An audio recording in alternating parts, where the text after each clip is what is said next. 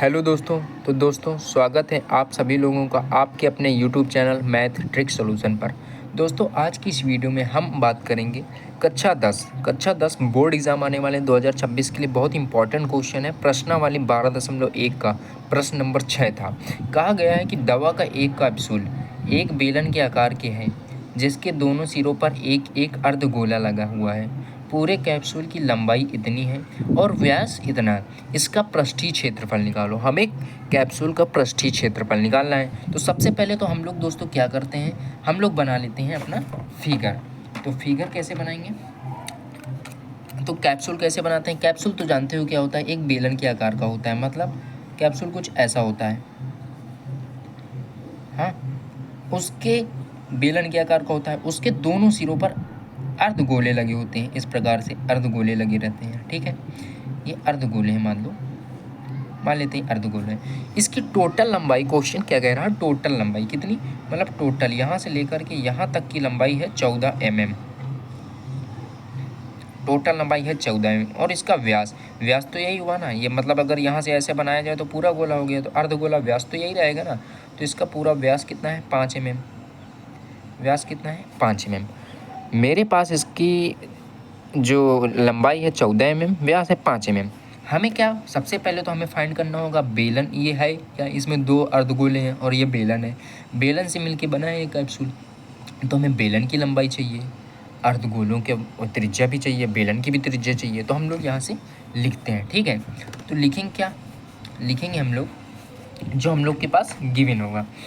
तो जैसे हम लोग लिखते क्या है, बेलन की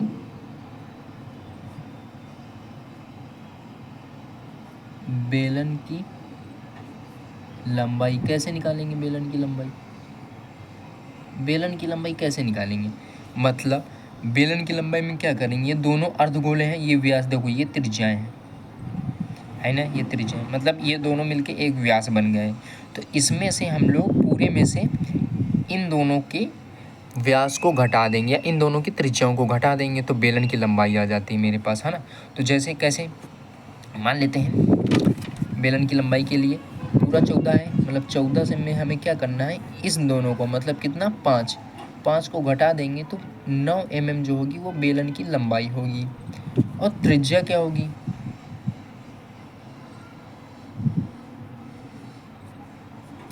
त्रिज्या क्या होगी, 5 व्यास है, त्रिज्या इसका आधा होता है, मतलब 2.5 mm क्या होगी, मेरी त्रिज्या होगी, ठीक है। तो इतना मेरा त्रिज्या होगी, इतनी मेरी लंबाई। अब हमें क्या करना है, हमें कुछ नहीं करना, सिर्फ अब अच्छा देखो, त्रिज्या या बेलन की भी त्रिज्या वही होगी। जैसे त्रिज्या क्या है, यहाँ से ले करके ये इतना त्रिज्या है, मतलब ये कितना है, 2.5 mm। ये बेलन की भी है, अर्धगोले की भी है, तो दोनों की त्रिज्या क्या सेम रहेंगी, है ना। तो त्रिज्या इतनी है, लंबाई बेलन की इतनी है। हमें किसका क्या निकालना है, पृष्ठीय क्षेत्रफल निकालना है। किसका निकालना है, हमें कैप्सूल का पृष्ठीय क्षेत्रफल, ठीक है। कैप्सूल का पृष्ठीय क्षेत्रफल को शॉर्ट में ऐसे लिख देते हैं, ठीक है। तो इसका पृष्ठीय क्षेत्रफल क्या होता है, इसके ऊपर का भाग, मतलब कैप्सूल है, कैप्सूल जैसे मान लीजिए कैप है, ये कैप ही क्या, कैप्सूल। तो इसके मतलब ये भाग और ये पूरा ऊपर गोलाई का भाग, ये पूरा क्या हो जाता है, कैप्सूल का मतलब पृष्ठीय क्षेत्रफल हो जाता है। तो इनमें शामिल क्या क्या है, बेलन शामिल है। तो क्या होगा, बेलन का वक्र पृष्ठ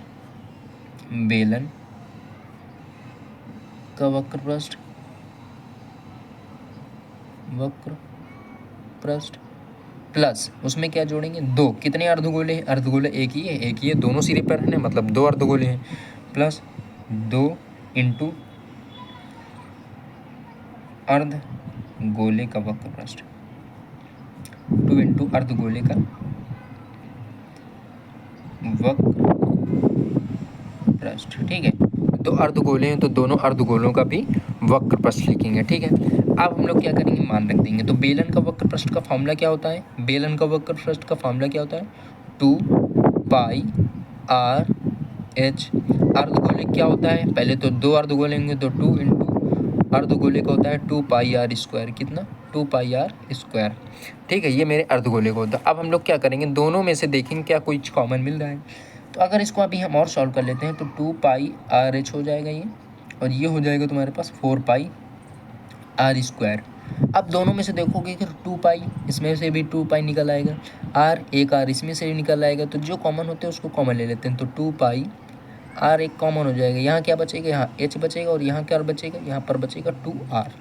ठीक है, इतना बचा। अब हम लोग मान रख लेते हैं। तो पाई 2 की 2 पाई का क्या होता है 22/7, 22/7। आर का कितना मान है, आर का मैंने निकाला था 2.5, तो 2.5 ब्रैकेट में एच कितना था, एच है मेरा 9। हाँ, एच 9, ये ऊंचाई लंबाई मतलब ऊंचाई, वही लंबाई एच, लंबाई को एच से ही डिनोट करते हैं। ठीक है, तो लंबाई मतलब ऊंचाई कितनी है 9 प्लस 2 इंटू कितना है 2.5।